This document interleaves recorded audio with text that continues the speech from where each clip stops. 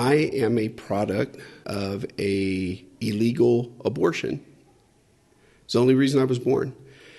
So the first time my mom got pregnant, my dad took her to get an illegal abortion, just some back alley illegal abortion. They didn't even use anesthesia. So imagine that. They performed a surgery, an abortion with no anesthesia. The first abortion was so horrific that the second time she got pregnant, she said, okay, I'll take my chances with a child and raise a child for 18 years versus go through that again.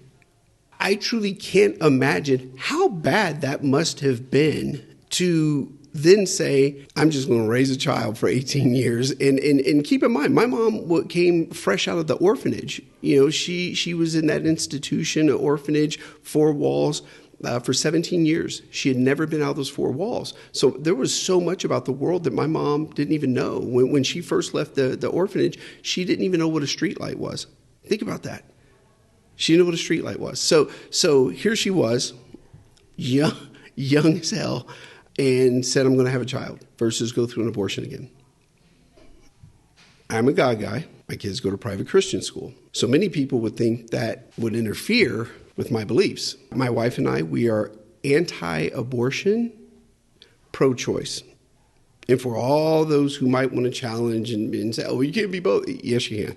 I never want any woman to have to go through what my mom went through, even as a God guy.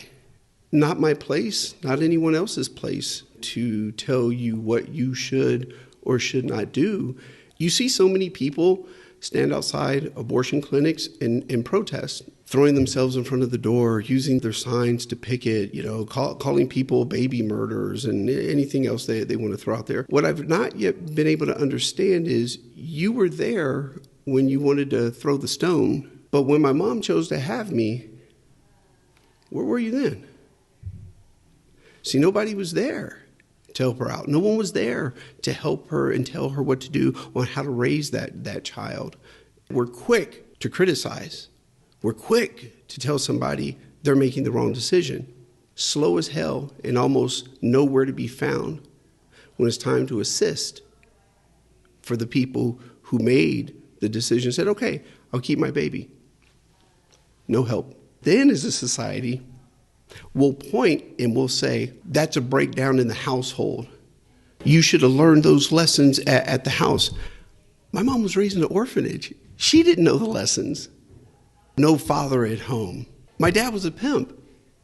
No, there was no father in the home. Now you want to call me an animal because I'm in and out of juvenile prison. Now I got a GED, but you want me to be a productive member of society. Oh, well, you should have been more responsible. You should have. Okay, great. All that's true. The kid's here now. What are we going to do? Are we going to continue to try to punish someone and then the kid suffers?